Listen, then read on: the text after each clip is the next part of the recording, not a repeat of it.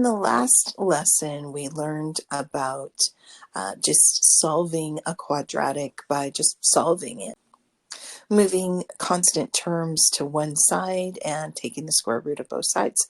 But if we look at example 4, I'm going to give you 2 examples where that's just not going to work.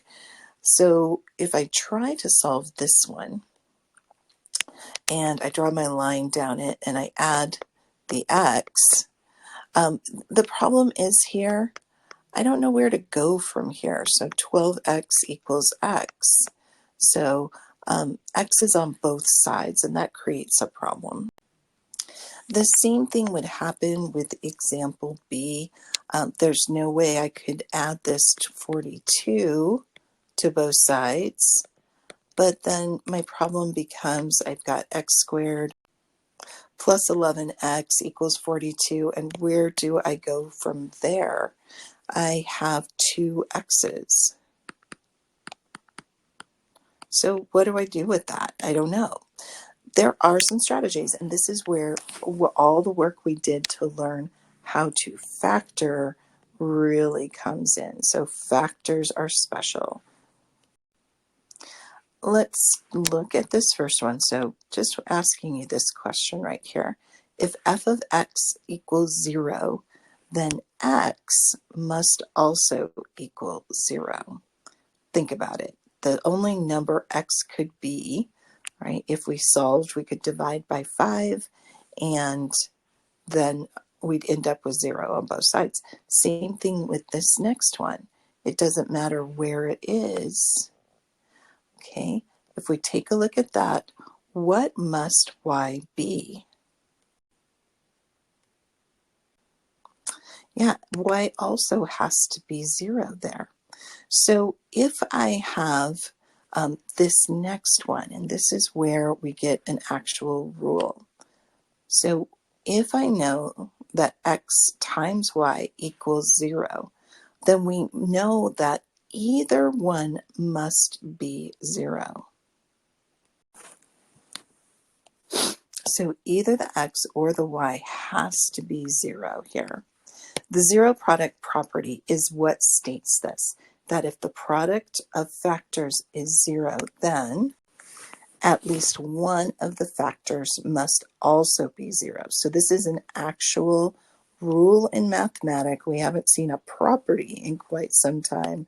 So this one's called the zero product property. Let's review what factors are. So factors are anything being multiplied. So just a reminder, a factor is the part being multiplied. So what are the factors up here? In this case, it's going to be 5. We've got 5. We've got the x, because those are being multiplied together, remember? And we've got the x minus 3. So those are our 3 factors. Everything's being multiplied together there. What are the solutions?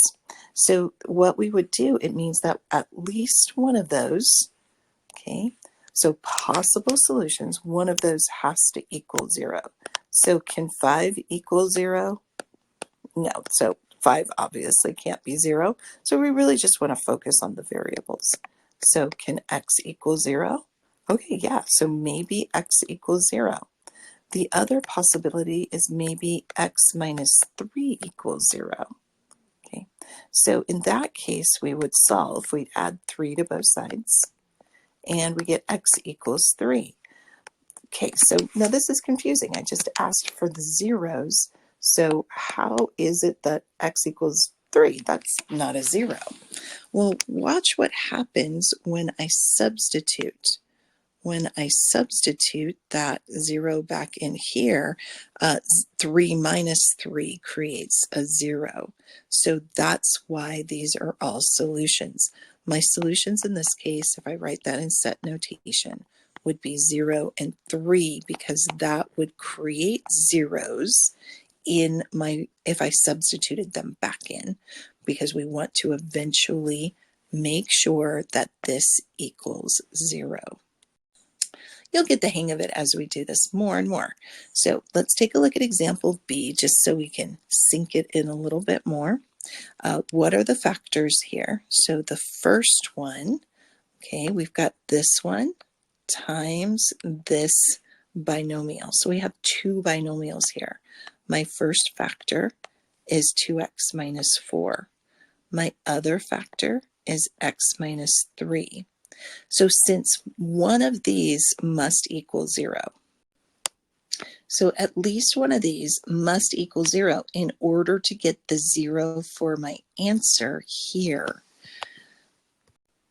I'm going to set up two equations both equal to 0 using those factors.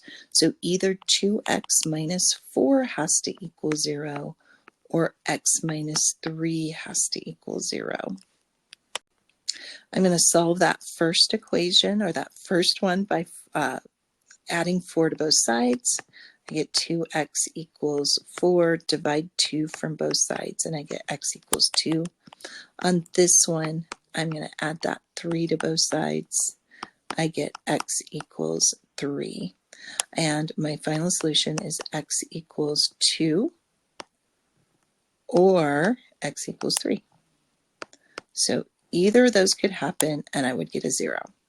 I'm actually going to stop this video right here because I want to give us plenty of time to look at some examples of how to apply this with factoring that we learned way back in 9.3 and 9.4.